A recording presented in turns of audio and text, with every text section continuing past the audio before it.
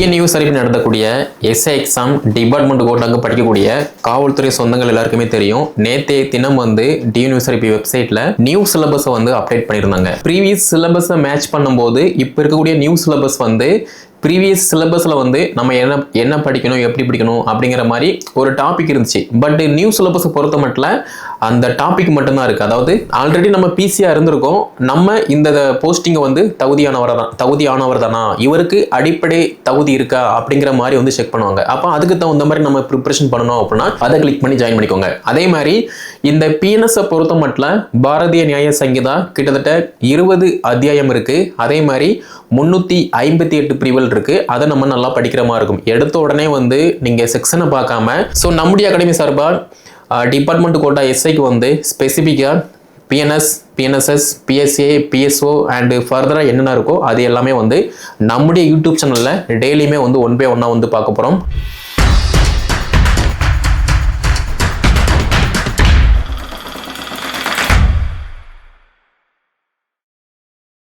TNU சரிப்பு நடத்தக்கூடிய SI exam department கோட்டாங்க படிக்கக்கூடிய காவல்துறை சொந்தங்கள் எல்லாருக்குமே தெரியும். நேற்றைய தினம் வந்து டிஎன்யூ சரிப்பு வெப்சைட்ல நியூ சிலபஸை வந்து அப்டேட் பண்ணியிருந்தாங்க. அதில் எல்லாத்துலேயுமே வந்து BNS, BNSS, BSA, BSO, police administration இது எல்லாமே வந்து படிக்கிற மாதிரி இருந்துச்சு. அது போக ப்ரீவியஸ் சிலபஸை மேட்ச் பண்ணும்போது இப்போ இருக்கக்கூடிய நியூ சிலபஸ் வந்து ப்ரீவியஸ் சிலபஸில் வந்து நம்ம என்ன படிக்கணும், எப்படி படிக்கணும் அப்படிங்கிற மாதிரி ஒரு டாபிக் இருந்துச்சு. பட் நியூ சிலபஸை பொறுத்த மட்டும் அந்த டாபிக் மட்டும்தான் இருக்குது. அதாவது கண்டென்ட் மட்டும்தான் இருக்குது. மீதி எல்லாமே நம்ம ப்ரிப்பரேஷன் பண்ணுற மாதிரி இருக்குது. ஸோ ஓப்பன் கோட்டாவை பொறுத்த மட்டும் நீங்கள் 6th to 12th வரைக்கும் ஆஸ் யூஸ்வல் நீங்கள் ப்ரிப்பரேஷன் பண்ணுற மாதிரி இருக்கும். டிபார்ட்மெண்ட் கோட்டாவை பொறுத்த மட்டும் நியூ லா வந்து நல்லா ஃபோக்கஸ் பண்ணுற மாதிரி இருக்கும். அதே மாதிரி நான் வந்து 2013 பேஜ், நான் 2017 பேஜ், எனக்கு எல்லாமே தெரியும், நான் எல்லண்டோவில் வந்து இத்தனை வருஷமாக சர்வீஸ் பண்ணிட்டு இருக்கேன் அப்படிங்கிற மாதிரி ஒரு தெனாவெட்டு, ஒரு அசால்ட்டு அந்த மாதிரி இல்லாமல் புதுசாக வந்திருக்கக்கூடிய லா செக்ஷன் எல்லாமே வந்து பார்த்தீங்க அப்படின்னா நல்லா இன்டெப்த்தாக பார்த்தா மட்டும்தான் நமக்கு நல்லா புரியும். அதே மாதிரி பழைய ஐபிசி, சிஆர்பிசி மாதிரி வந்து பார்த்தீங்கன்னா புதுசாக வந்திருக்கக்கூடிய பிஎன்எஸ், பிஎன்எஸ்எஸ் வந்து கிடையாது. நிறைய சப் கிளாஸஸ் இருக்குது. அப்படி இருக்கும்போது அதுக்கு தகுந்த மாதிரி நம்ம ப்ரிப்பரேஷன் பண்ணுற மாதிரி இருக்கும்.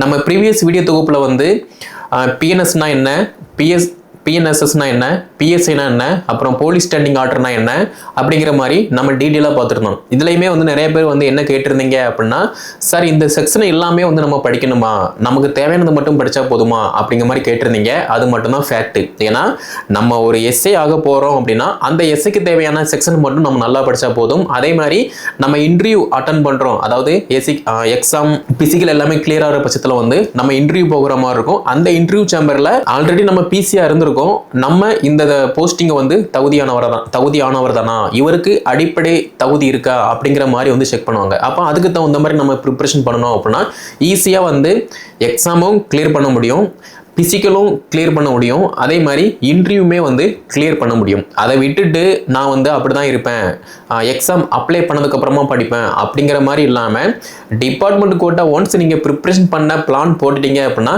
இப்போவே வந்து என்ஓசிக்கு வந்து அப்ளை பண்ணுங்கள். அதே மாதிரி என்ஓசி வந்த உடனே வந்து எக்ஸாம் அப்ளிகேஷன் ஃபார்ம் வந்து போட்டுருங்க. அதுக்கப்புறமா வந்து படிங்க.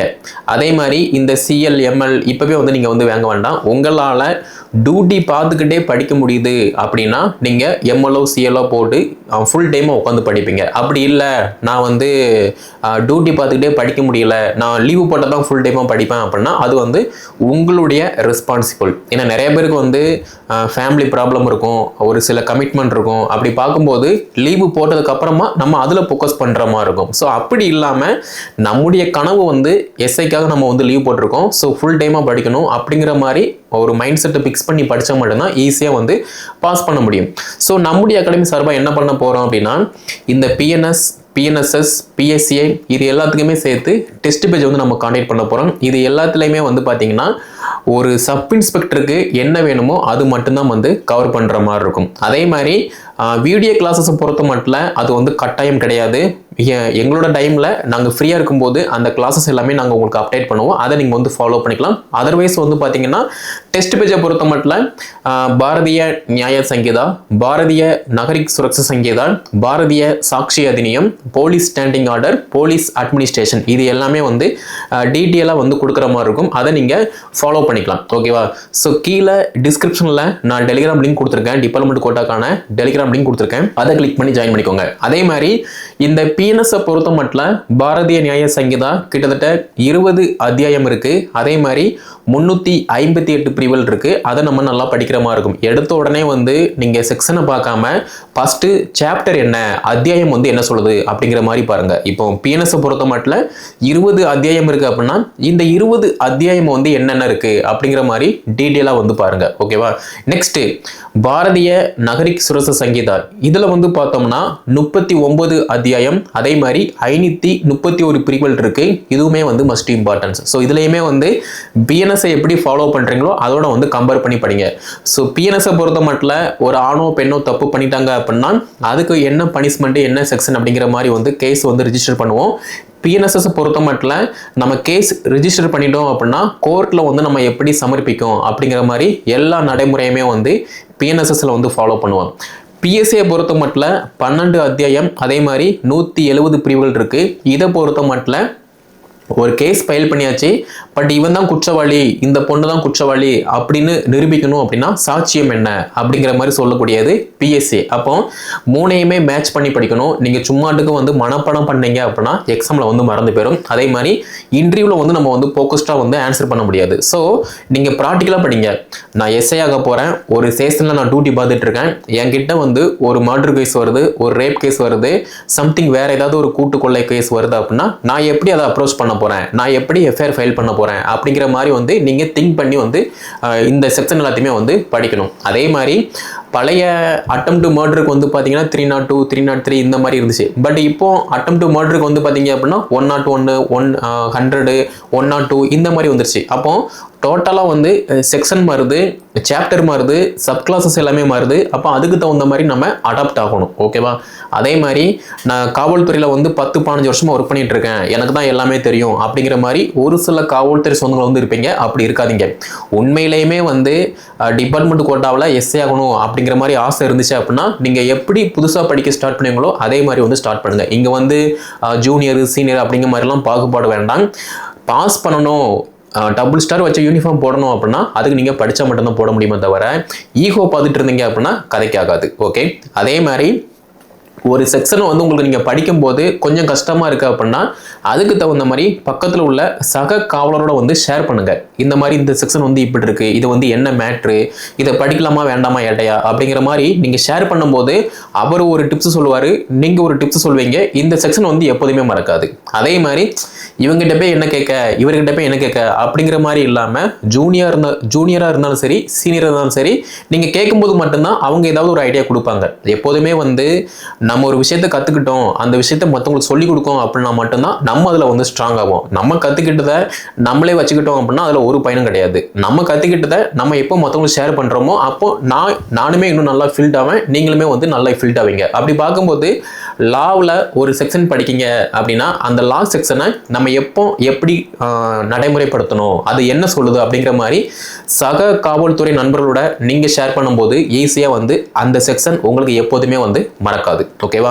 அதே மாதிரி பிஎஸ்ஓ போலீஸ் ஸ்டாண்டிங் ஆர்டர் 47 அத்தியாயம் 858 ஆணைகள் வந்து அவைலபிளா இருக்கு. இதுல எல்லாமே வந்து முக்கியம் கிடையாது, ஒரு சிலது மட்டும் முக்கியம். அதை மட்டும் நம்ம நல்லா ஃபோக்கஸ் பண்ணி படிச்சா மட்டும் போதும். எல்லாத்தையுமே போட்டு கொலாப்ஸ் பண்ண வேண்டாம். ஓகே? நான் ஃபர்ஸ்டே சொன்ன மாதிரி தான் பிஎன்எஸ், பிஎன்எஸ்எஸ், பிஎஸ்ஏ, பிஎஸ்ஓ இது எல்லாத்துலேயுமே வந்து ஃபர்ஸ்ட் நீங்க படிக்க வேண்டியது அத்தியாயம் என்ன சொல்லுது அப்படிங்கிற மாதிரி அத்தியாயத்தை பாருங்க. இது எல்லாம் சேர்த்து கிட்டத்தட்ட 118 அத்தியாயம் இருக்கு.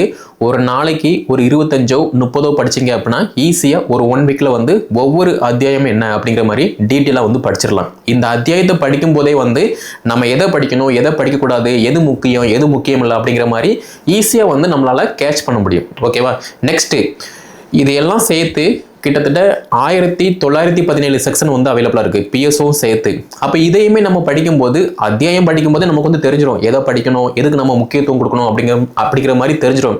நம்ம செக்ஷனை படிக்கும்போது எதெல்லாம் வந்து நம்மளுடைய கண்ட்ரோல்ல வரும், அதாவது ஒரு செக்ஷன்ல எஸ்ஏ ஆயிட்டோம் அப்படின்னா மேக்சிமம் வந்து கொலை, கொள்ளை, கற்பழிப்பு, ரேப்பு, அடிதடி, இந்த குடிச்சிட்டு தகராறு பண்றது எக்ஸெட்ரா, அது வந்து டிஸ்ட்ரிக்ட் சிட்டியை பொறுத்து வந்து மாறுபடும். அப்போ அதுக்கு தகுந்த மாதிரி நம்ம அந்த செக்ஷனை வந்து நல்லா ஃபோக்கஸ் பண்ணி படிக்கிற மாதிரி இருக்கும். அதே மாதிரி போலீஸ் அட்மினிஸ்ட்ரேஷன், ஸோ காவல்துறை நிர்வாகம். ஸோ காவல்துறை நிர்வாகத்தை பொறுத்த மட்டும் அப்போ இருந்து இப்போ வரைக்குமே, அதாவது 1947 இருந்து இப்போ 2025 வரைக்குமே வந்து என்ன மாற்றங்கள் இருக்கு காவல்துறையில்.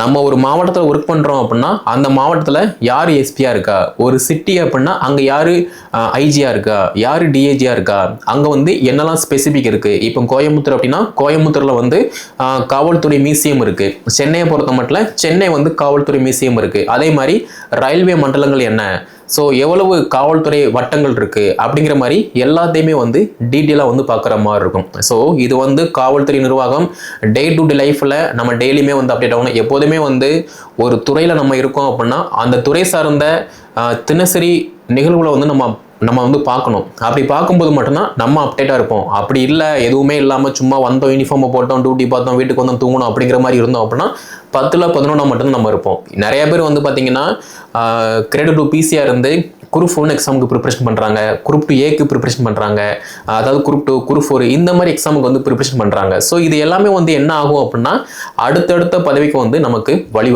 வழிவகுக்கும். அதை விட்டுட்டு சும்மா டியூட்டி போகணும், ஜாயின் பண்ணணும், சேலரி வருது அப்படிங்கிற மாதிரி இல்லாமல் படித்தா மட்டும்தான் முன்னேற முடியும். ஓகே, ஸோ நம்முடைய அகாடமி சார்பாக டிபார்ட்மெண்ட் கோட்டா எஸ்ஐக்கு வந்து ஸ்பெசிஃபிக்காக BNS, BNSS, BSA, BSO and ஃபர்தராக என்னென்ன இருக்கோ அது எல்லாமே வந்து நம்முடைய யூடியூப் சேனலில் டெய்லியுமே வந்து 1 by 1 வந்து பார்க்க போகிறோம். அது மட்டும் இல்லாமல் டெஸ்ட் சீரிஸுமே நம்ம வந்து கான்டெக்ட் பண்ண போகிறோம். ஸோ கீழே டிஸ்கிரிப்ஷனில் நான் டெலிகிராம் லிங்க் கொடுத்துருக்கேன். அந்த குரூப்பில் நீங்கள் ஜாயின் பண்ணுற பட்சத்தில் எல்லாமே வந்து அப்டேட்டாக கிடைக்கும். அதை நீங்கள் வந்து ஃபாலோ பண்ணிக்கலாம். அதே மாதிரி நம்முடைய யூடியூப் சேனல் நீங்கள் சப்ஸ்கிரைப் பண்ணுற பட்சத்தில் டெய்லியுமே வந்து லாஸ் சம்மந்தப்பட்ட எல்லா வீடியோவுமே வந்து உங்களுக்கு அப்டேட் ஆகும். அதேமாதிரி நீங்கள் வந்து ஃபாலோ பண்ணிக்கலாம். ஸோ இந்த வீடியோ தொகுப்பை டிபார்ட்மெண்ட் கோட்டா எஸ்ஐ எக்ஸாமுக்கு ப்ரிப்பரேஷன் பண்ணக்கூடிய சக காவல்துறை சொந்தங்களுடன் நீங்கள் வந்து பகிர்ந்துக்கோங்க. அப்படி பகிர்ந்து போகிற அவங்களுமே வந்து படித்து பயன்பெற முடியும். ஓகேவா? ஸோ நன்றி, வணக்கம்.